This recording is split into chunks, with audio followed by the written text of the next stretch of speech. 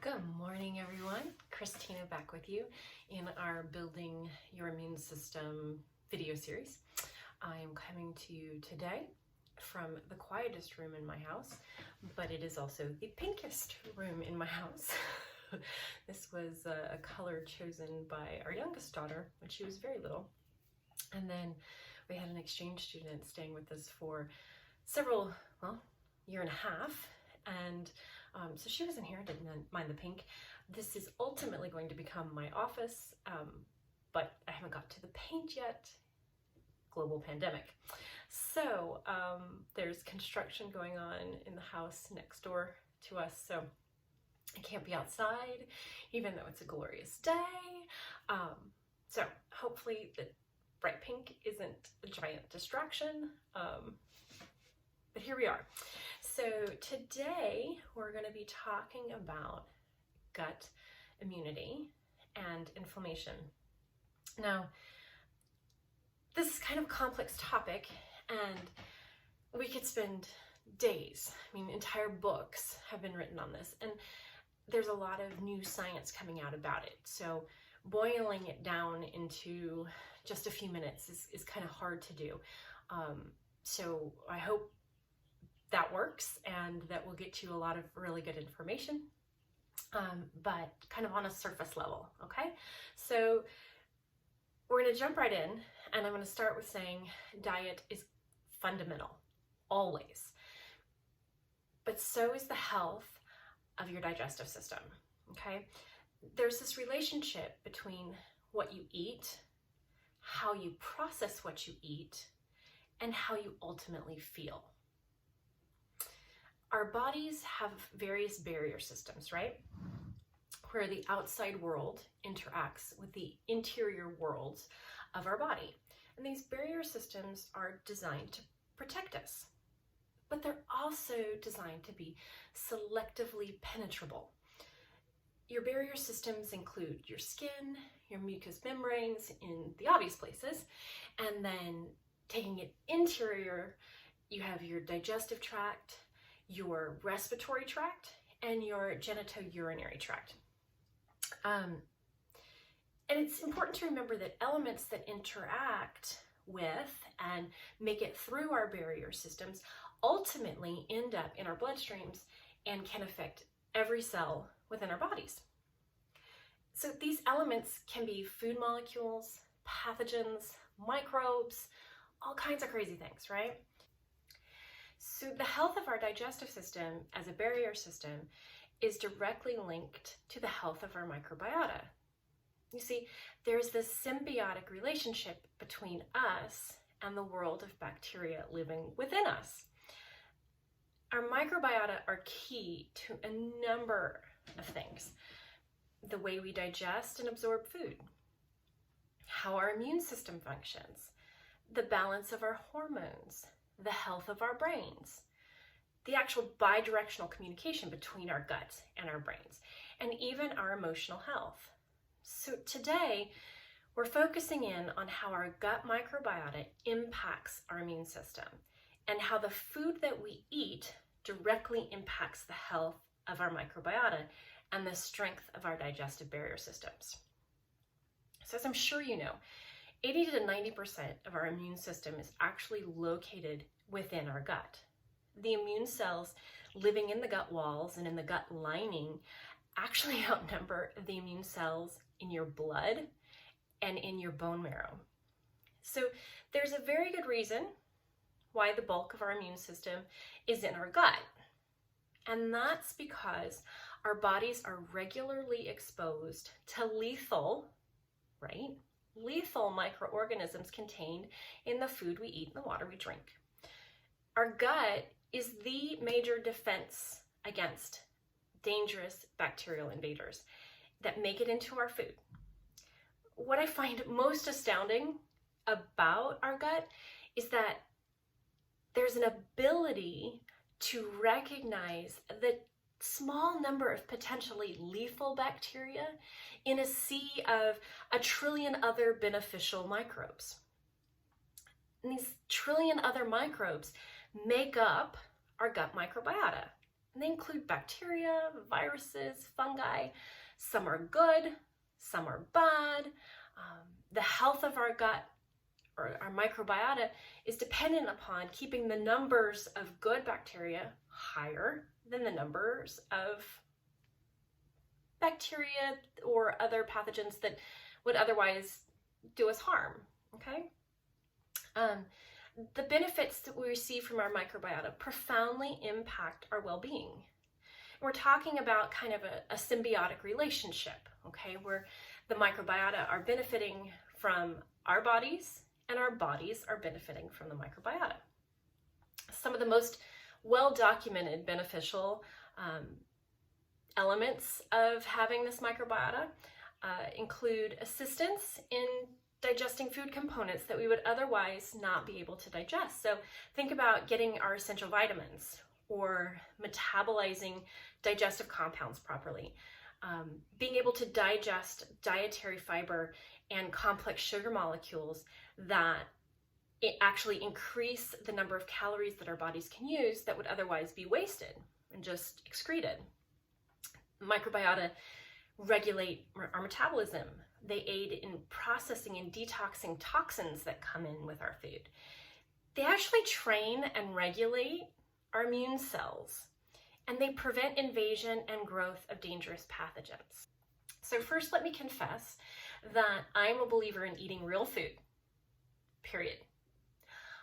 I actually weigh the knowledge of our great-great-great-great-grandparents more heavily than I do modern nutritional science. And there's a simple reason for that. The wisdom of the knowledge that would have been traditionally passed down through generations was astounding. Our grandparents just knew what to eat to stay well, okay? And although modern nutritional science has been super helpful in helping us understand the components of food, vitamins, minerals, micros, macros, like all those things, right? Modern nutritional science can't explain the synergy of how foods work together. For that matter, how our bodies work with the food that we take in. And taking that one step further, they can't explain the synergy between our bodies and our gut microbiota in processing our food. So just sitting back in that seat of traditional wisdom actually brings a lot of comfort to me. Because remember, we're not actually just what we eat. We're what our bodies can do with what we eat.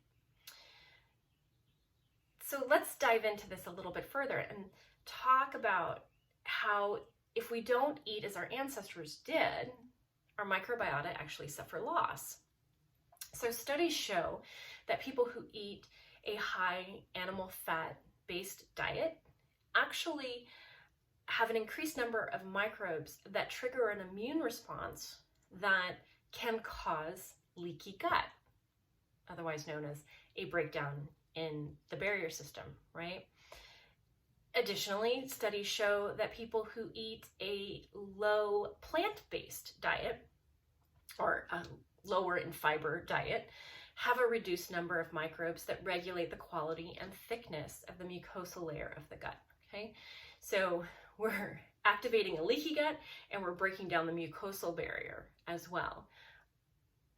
And going back to that notion of the barrier system is designed to be selectively penetrable, we're breaking that down so that selectivity is going to the wayside. And a lot of things that shouldn't be getting into our bloodstream are now doing so. So that notion of a high animal fat and a low plant fiber-based diet, do you recognize it? It's SAD, our standard American diet, or our fast food nation. So the rule is simple. I have one. Eat real food. I believe anything less than that rule opens the door for dysfunction in our bodies and within our microbiome. So more deeply into what foods support our health and our microbiota, the strength of our digestive barrier system in our next video. But for now, I want you to simply sit with the idea of incorporating what I like to call chaos theory in what you're eating. And by chaos theory, I mean huge variety, okay? Think eating the rainbow, eating what's in season, eating what's organic, because just that simple change reduces our toxic load. Don't forget your prebiotics, and definitely don't forget your probiotics, okay? So, again, don't panic. We're gonna go into that really significantly in our next video, but that's just what I want you to start to think about. Sit in that seat of thinking about chaos theory and what that might look like if you were to apply it to the foods that you're eating. So, eating this real food diet, what if this isn't the way that you normally eat? What if eating real food is completely foreign to you? Then it's likely you're experiencing inflammation you may not even be aware of or recognize. So let's talk about what inflammation is.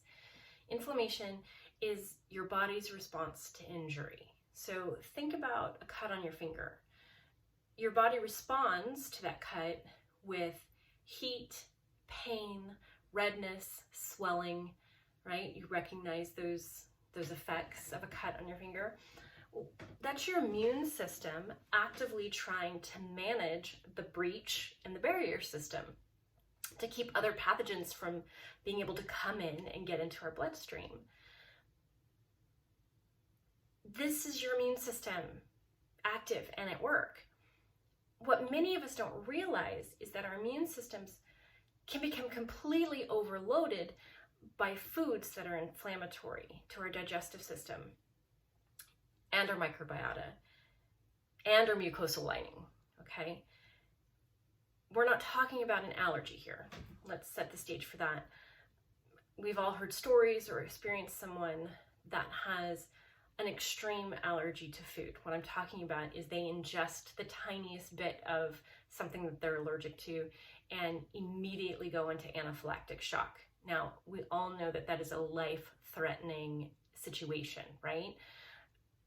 Those allergies, because of that immediate reaction, are easy to recognize. Okay?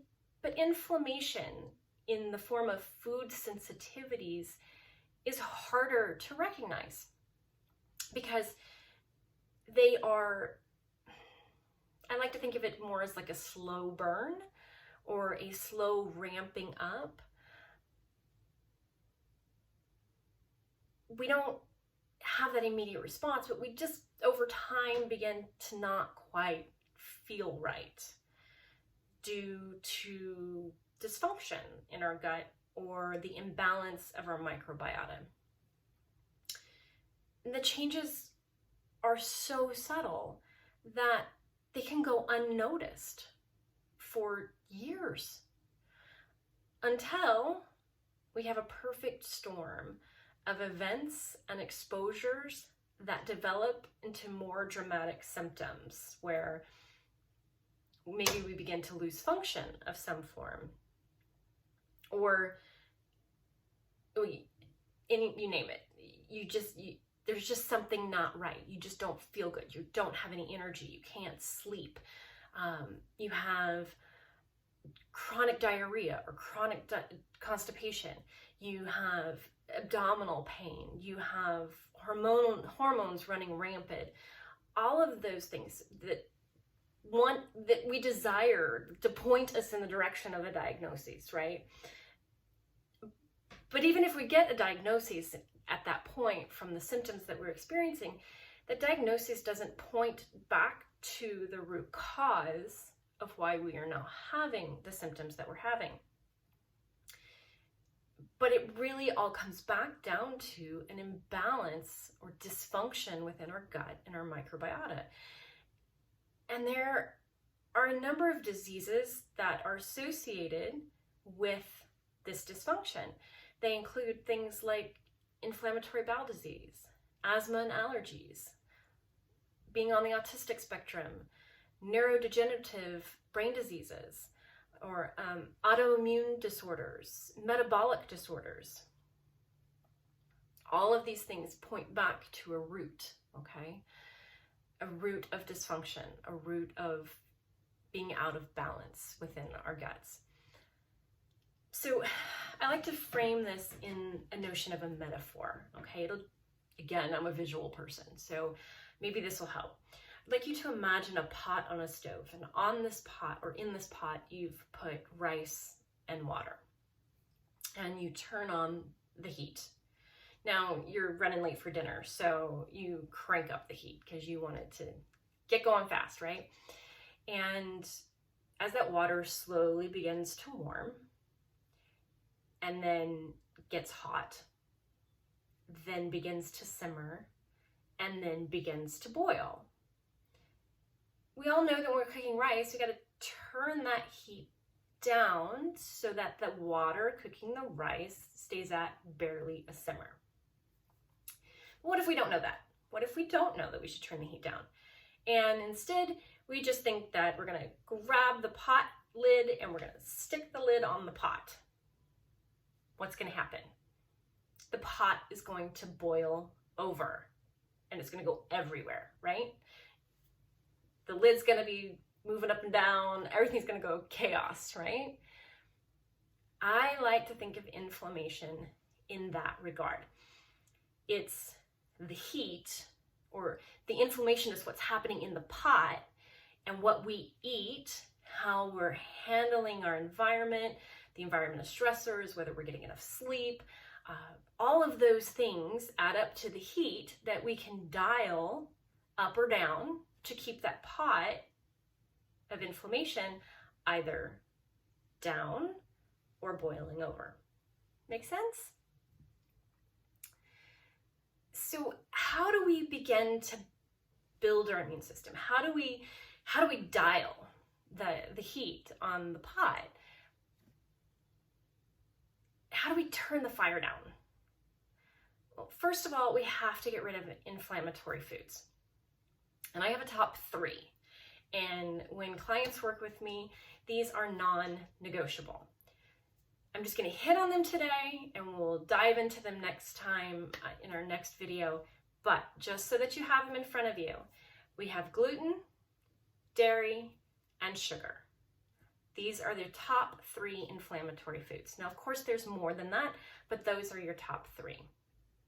So the key to building our immune system and reducing inflammation is to take care of that microbiota and the inherent barrier system that is our digestive tract, by reducing inflammation, by taking out the inflammatory foods, okay?